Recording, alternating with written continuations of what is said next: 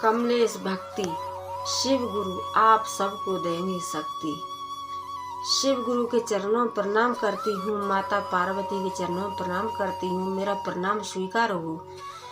साहेब भैया के चरणों प्रणाम करती हूँ, नीलम दीदी के चरणों प्रणाम करती हूँ, मेरा प्रणाम स्वीकार हो। सभी देवी देवताओं के चरणों प्रणाम करती हूँ, सभी गुरु बहनाओं के भाइयों के चरणों प्रणाम करती हूँ, मेरा प्रणाम स्वीकार हो। साहेब भैया नीलम दीदी के माध्यम से 3 सूत्र मिला है, हमको 3 सूत्र का पालन करना है।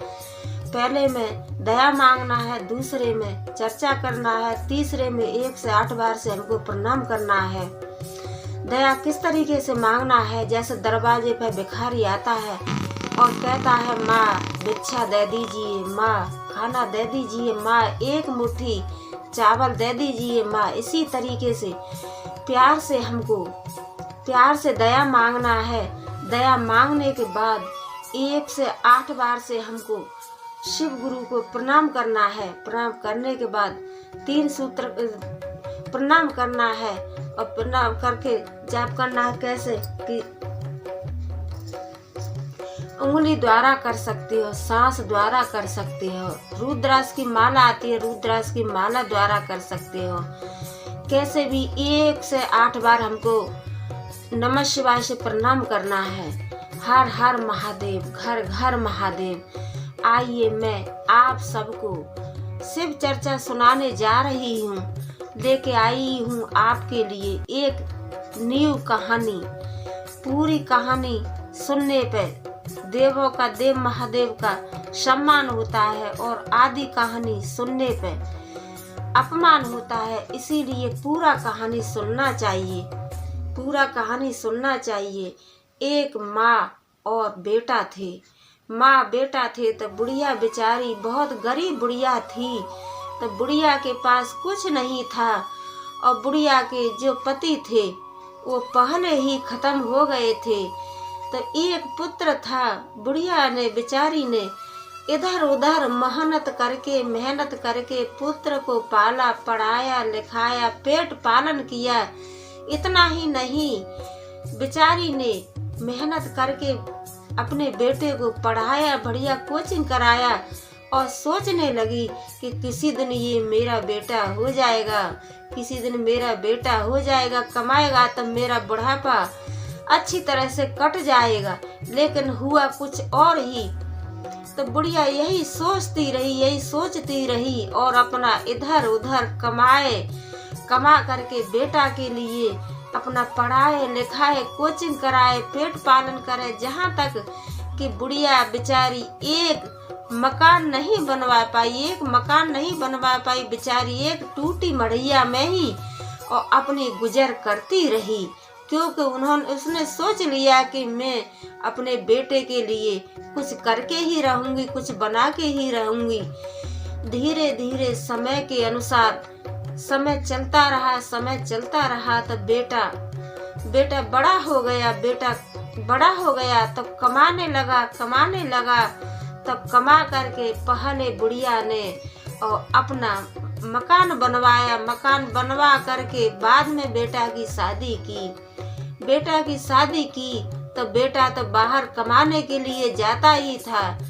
बहू इतनी तेज बहू आई थी कि बहू सास के लिए अब कभी भी सम्मान नहीं देती थी। जब पाए तब, जब देखे तब बुढ़िया का अपमान ही करती थी। लेकिन बुढ़िया कभी बहू का बुरा बात नहीं मानती थी और कहती थी कि मेरी अकेली बहू, अकेला बेटा है, मैं क्या इसका अपमान करूंगी। लेकिन बहू तो इतना तेज थी कि बेटा के जाने के बाद अब बहू को खाने पीने में हर चीज से दुखी कर लेती थी। बेचारी कहती थी कभी खाने के लिए तो कभी चाय के लिए, कभी कोई काम बहू सास का संपूर्ण नहीं करती थी।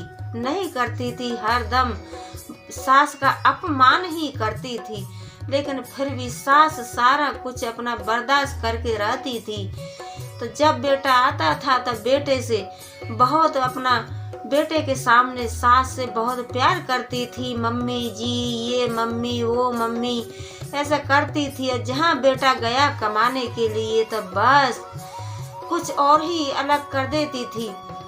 तो एक दिन क्या हुआ कि जब मकान तो उसका बन ही गया था, तो क्या कि बाजार गई और बाजार से एक घंटा लेकर के आई और कहने लगी कि माँ, आप ऊपर छत पर रहना और आप इस घंटे को, एक उसके बहू थी ना, तो उसके पास एक बेटा भी था, बुढ़िया का नाती था और बहू का बेटा था। तो वो धीरे धीरे समय के अनुसार वो भी नाती बड़ा हो रहा था। तो बाजार गई और बाजार से एक घंटा लेकर के आई और अपनी सास से कहने लगी कि सासू माँ, आप छत पर जाइए और जब आपको भूख लगेगी तो आप इस घंटे को बजा देना, तो मैं समझ जाऊंगी कि मेरी सास भूखी हैं, तो मैं आपके लिए वहीं खाना भिजवाऊंगी। और इस घंटे को जब आपको प्यास लगेगी तो इसी घंटे को बजाना, तो मैं समझ जाऊंगी कि मेरी सास प्यासी हैं। तो इस घंटा को आप बजाओगी, जब ही आपके लिए खाना, चाय और पानी जब ही आएगा। अगर इस घंटा को आप नहीं बजाओगी तो आपके लिए कुछ नहीं आएगा। तो बुढ़िया बेचारी सोचने लगी, कोई बात नहीं, बड़ी बूढ़ी तो हूँ, बैठी रहूंगी अपना ऊपर में बैठी रहूंगी। तो बुढ़िया का जो नाती था वो धीरे धीरे समय के अनुसार बड़ा हो रहा था। तो एक दिन जब बुढ़िया ने घंटा बजाया तो बहू कहने लगी कि क्या चाहिए। तो बुढ़िया फिर दोबारा से घंटा बजाई और कहने लगी कि बेटा, मेरे को भूख लगी है, मेरे को खाना चाहिए। तो बुढ़ी उसने घंटा बजाया तो गई 2 रोटी देके और चली आई। फिर बुढ़िया ने घंटा बजाया तो फिर पानी देके आई। तीसरा घंटा बजाया तो नहीं गई। तो वो घंटा जो बज रहा था, तो बुढ़िया का जो नाती था वो सारा कुछ धीरे धीरे समझने लगा कि मेरी दादी ये घंटा बजाती है तभी मेरी माँ और मेरी दादी को खाना पहुँचाती है, और घंटा बजाती है तभी मेरी माँ मेरी दादी को पानी देती है। तो एक दिन बेटा क्या सोचा, पोता ऊपर गया और अपनी दादी से कहने लगा कि दादी, ये सब आप क्यों करती हो, आपने किसको दिया। तो दादी ने बता दिया कि बेटा, ये तुम्हारी मम्मी ने मेरे को दिया है, मेरे को इसको बजाऊंगी जब ही तुम्हारी माँ मेरे को खाना देगी, और इसको बजाऊंगी तभी तुम्हारी माँ मेरे को पानी देगी। तो बेटा धीरे धीरे बहू का बेटा था वो बड़ा हो गया तो समझने लगा। तो एक दिन कहने लगा कि दादी, इस घंटे को मैं नीचे लेके जाऊंगा, क्यों कि आज ये तुम्हारे काम आ रहा है तो कल ये मेरे ही काम आएगा। तो दादी से घंटा लेकर के नीचे आ गया तो अपनी माँ से कहने लगा कि माँ, ये घंटा इसको संभाल के रख दीजिए। तो माँ कहने लगी कि बेटा, तुम क्या करोगे इसका। तो बेटा जो बुढ़िया का नाती था वो कहने लगा कि जैसे आज आपको जरूरत पड़ी है ना घंटे की, ऐसे मेरे को भी जब आप बुढ़ी हो जाओगी तो मेरे को भी जरूरत पड़ेगी, क्योंकि आप बुढ़ी हो जाओगी तो मैं कहाँ से लेके आऊँगा, मैं आपको इसी को दूंगा। तो जैसे दादी बजाती है ना, ऐसे ही घंटा आप बजाओगी, जब ही आपके लिए मैं खाना भिजवाऊंगा और घंटा बजाओगी तभी मैं पानी भिजवाऊंगा। इसीलिए मम्मी मैं कहता हूँ कि इस घंटे को बक्से में संभाल करके रख दीजिए, क्यों कि आज ये तुम्हारे काम आ रहा है और यही घंटा कल को मेरे को काम देगा, क्योंकि मेरे को भी जरूरत पड़ेगी। ये समय जो दादी आज बुढ़ी हैं तो मम्मी कल आपको भी बुढ़ी होना है, तो मैं कहाँ से घंटा लेकर के आऊंगा, यही घंटा मैं आपको दूंगा।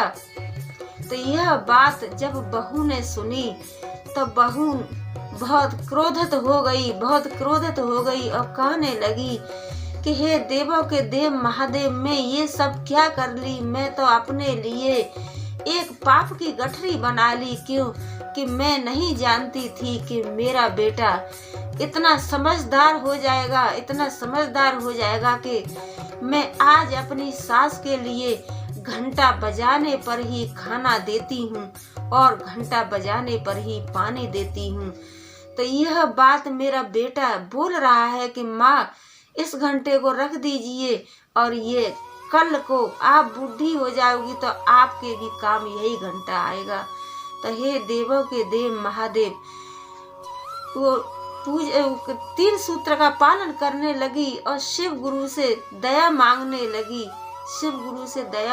लगी कि हे महादेव मेरे को माफ कर दीजिए।